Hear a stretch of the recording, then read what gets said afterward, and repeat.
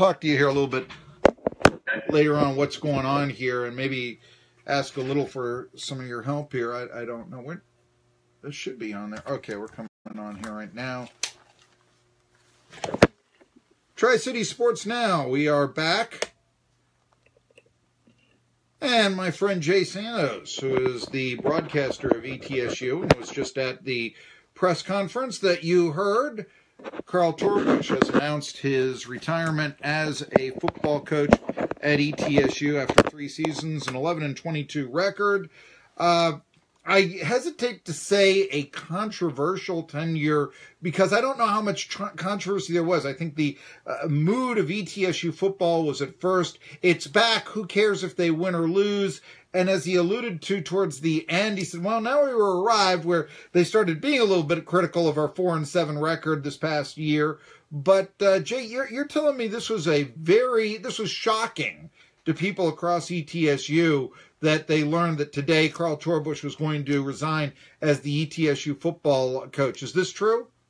Yeah, well, I think that the first thing I would say is talking with him during the year, I had the feeling early on that he was kind of the mind that he was going to work the original contract and be done.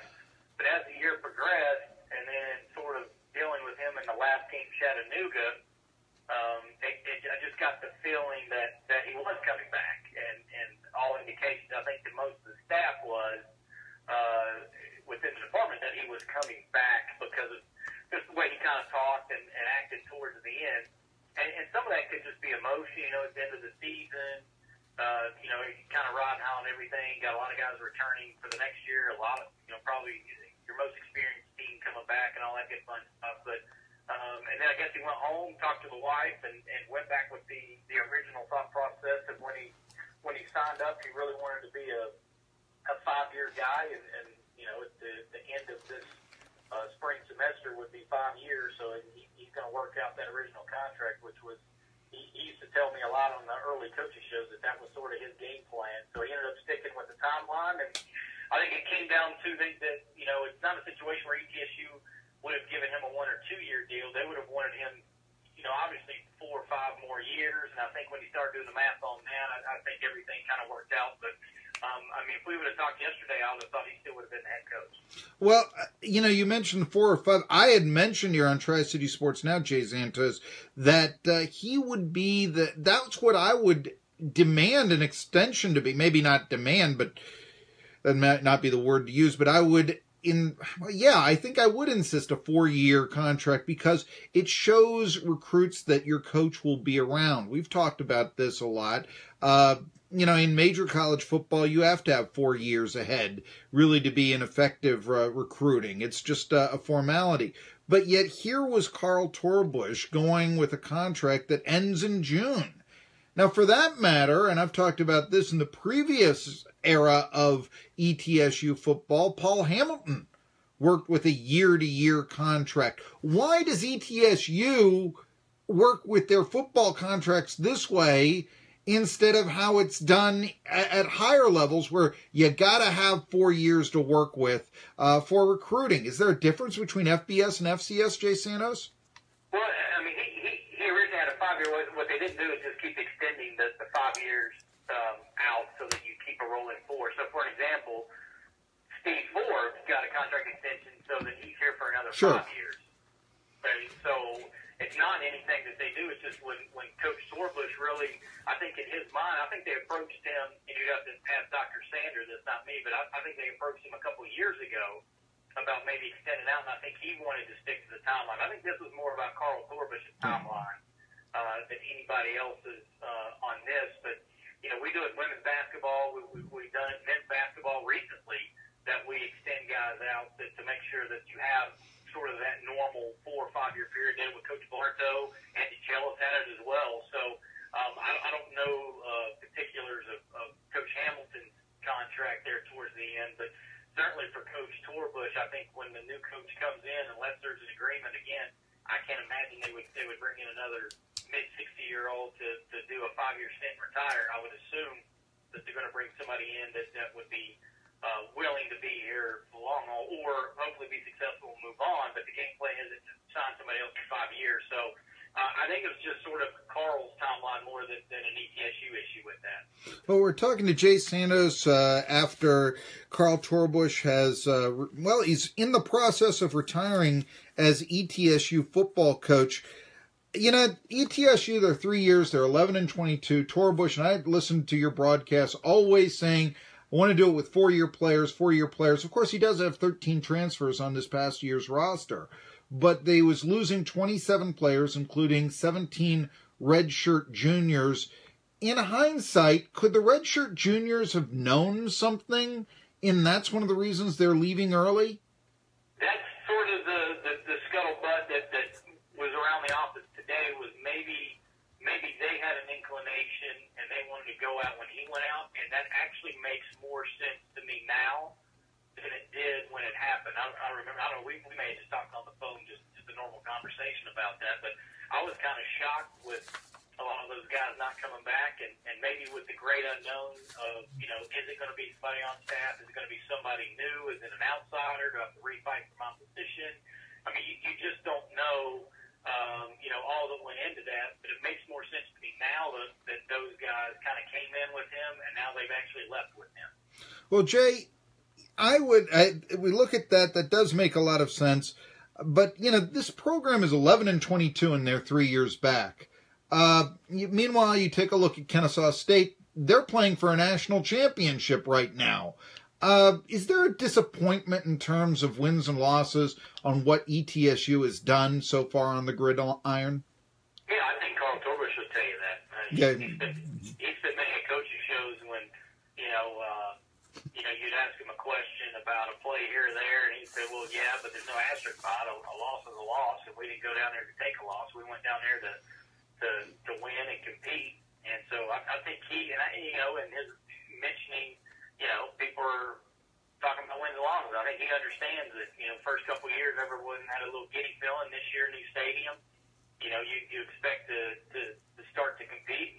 The next year coming up, this 2018 season, certainly you'd want to think in a fifth year or a fourth year of actual playing on the field, fifth year of a program, you'd have an opportunity to compete for a Southern Conference championship. But now that the playoffs has expanded to 24 teams, and the SoCon's been getting 3 teams in, give or take, over the last several years into the playoffs, that, you just have to be in the top 3 of the Southern Conference. You got a chance to get in that tournament to be competing for a title. Well, Jay Sandos, another question. I mean, William Green was in the press conference here today. We've heard a lot about it, Tennessee. Jimmy Haslam, his influence in the Tennessee football program. Boosters in the SEC have a lot of influence, less so as it gets smaller in terms of college athletics. But, Green did give a lot of money to have his name up on the football stadium. Could William Green be involved at all in the process of searching for a new head football coach at ETSU? No, I don't think so at all. I think Dr. Nolan and Scott Carter already, and apparently Coach Torbush told them 2 weeks ago that this was his decision. They sat on it until last night. It finally started to get some steam when we mentioned a press conference, but for 2 weeks, your athletic director and the president have already been doing whatever it is they're doing to address that, whether that's interviewing in-house or reaching out to other people that's outside the family. And my guess is that Bill Green had no idea about that probably until today. Okay, but you don't see him trying to say, hey, look, I give X amount of millions of dollars to this program here. I'd like you to hire this person. You don't see that happening. I don't, and I know Mr. Green very, very loosely. I mean, it's not like I know some of our boosters better, and I don't know his personality, his type. I just would be shocked that that's going on right now. Now down the road or something, we never say never, but right now I think right now it's Scott Carter, Brian Nolan, have gotten together and come up with a game plan, and they've already been working that game plan, and they're keeping that pretty tight to the vest. They kept this for almost 2 weeks without anybody leaking or knowing anything about it. So certainly they've done a good job of keeping that part. And I would assume the people they've already talked to or been talking with and working down the chain of how they want to go about this is to me, been masterful so so far, considering the world of social media and everything else. Sure. I talked at the press conference. I didn't get a chance to talk about this in the previous hour, but Carl Torbush talked about, you can read on the internet now, they're complaining that ETSU isn't winning as much. And I spoke at the top of the interview of this, at first it was ETSU, we're just happy to have football back. Now it's saying we'd like to win some games. 4-7 after 5-6, what's that all about?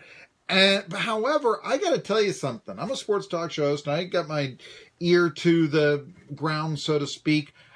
I think that there has been very little criticism of ETSU football, and let's just say the regression to a 4-7 record this year. Does this mean that, I'm not sure this is a good sign, because to me that says there's not enough attention for ETSU football.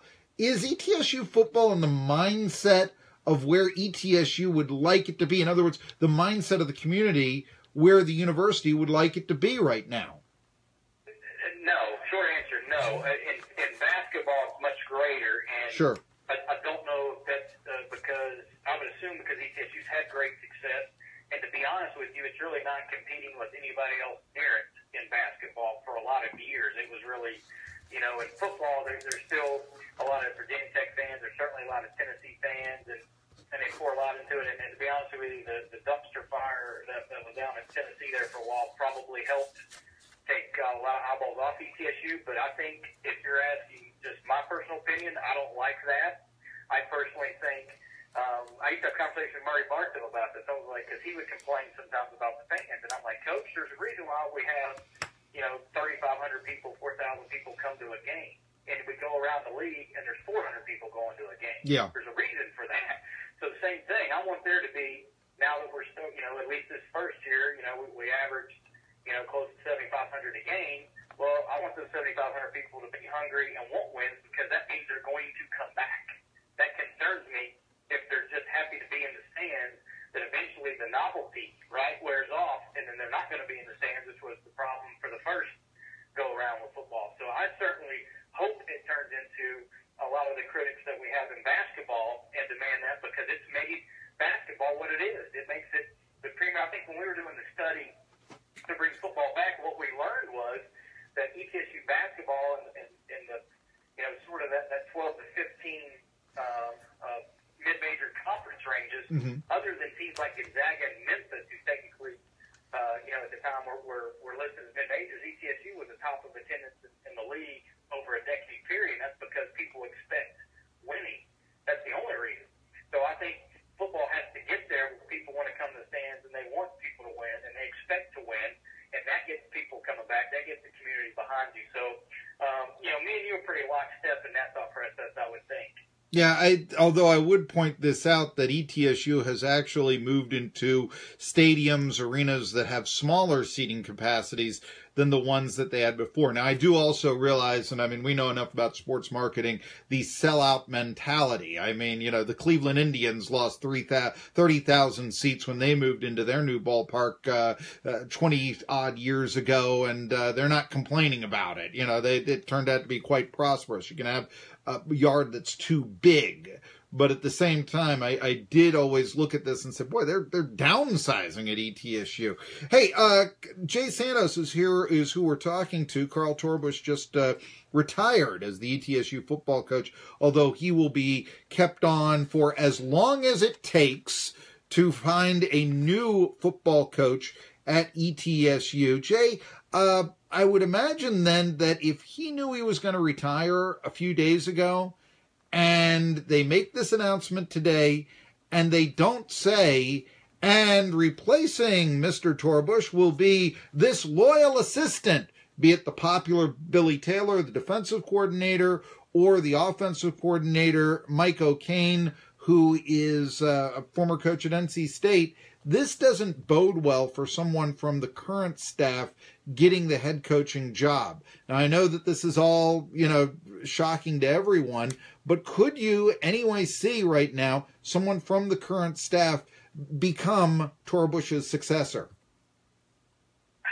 I could, but I'm guessing there'd be some scenarios in play, and I don't want to speculate on scenarios, but again, this is, I found out, really a few hours before Yeah. most people kind of had a heads up on it.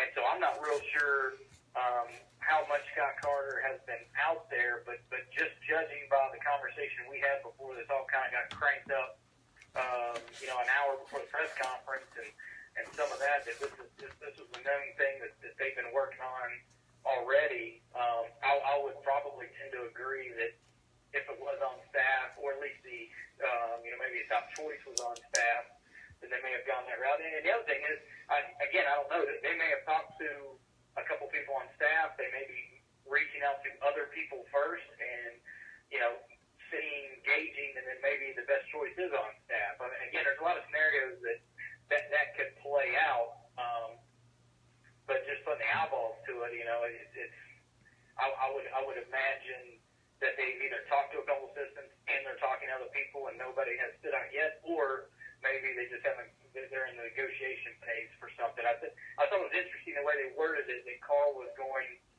to just stay on long enough until the next guy takes the job. And I'll say this, the only reason that's happened in college sports at a couple of places where guys are retired is because the new early signing period has changed how that works. Normally, a guy can run off in the sunset. You've got about a month or so to figure it out. And then in February, you got signing day. But with the December signing period on the 20th, that's throwing a whole new monkey wrench into everything. Of course, Tennessee's, most people are kind of aware of what's going on down there. I think the one thing is that Carl can at least talk to the recruits that are still there. And I know we had a few commits over the last weekend that came in to visit already. And I have no idea what those conversations were with the players, but at least he's able to keep contact with the recruits. It's not a firing deal, but that he can still sell the program, and you can imagine would continue to sell the program as a new coach, whether on staff or not, coming in. We're talking to Jay Sandos. He calls the Buccaneers games. He also is a keen insider, and we're learning a little bit that, this is a surprise to everybody, except maybe the very top men at ETSU, that Carl Torbush is retiring as a football coach. Let's play that old game. We spoke of how it would appear that someone on the current staff has the count 0-1 against him to get to rise and become the head coach, due to the fact, why wouldn't you name him right now if you were going to go that route? But some names that I've seen kicked around: Jamie Chadwell, the former backup quarterback to Todd Wells, who is the head coach at Charleston Southern. He's interviewed for some jobs.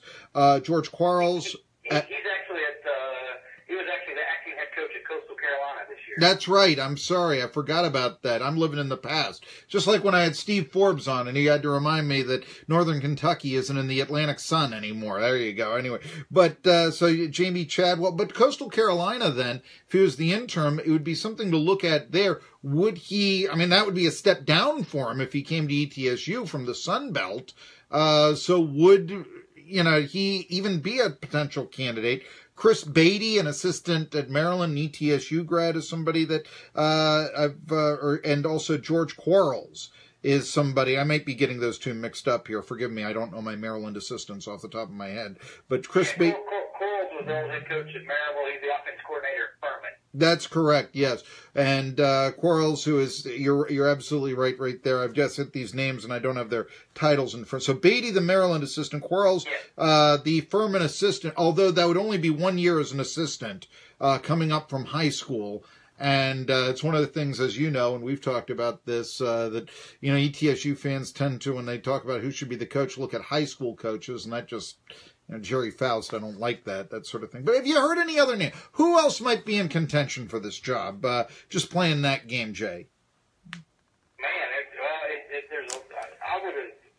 I would assume ETSU, for the most part, would be looking at assistant. That's sort of when you look at the Southern Conference. I think a guy you could look at is Dale Jones, who was the defense coordinator there for at Brad State and Jerry Moore all those years. Certainly has proven on many different levels he can coach. Ties to East Tennessee, of course, played at Tennessee, has been at the FCS level for upwards of 20 years, and recruiting ties and all that. I would assume, that would be a guy maybe you could look at there. I think you would probably look at, trying to think off the top of my head. It depends on what type of style you go with. If you're going with offense or defense, I guess what I'm trying to say. If you go the defensive route, then certainly you would assume Billy Taylor would have been interviewed. I think Dale Jones would be another good one. Offensively, if you look at that route, I think there's some Midwest kind of guys you could look at that started out in the Southern Conference and kind of moved around. I was getting names eluding me, but there's an offense coordinator out of Houston State. If you're looking at chucking the ball around, I think certainly it depends on if ETSU feels like they need offense or defense. Carl Torbush was a defensive coach. Generally speaking, when you make the next hire normally, that's normally with a firing, not a retiring.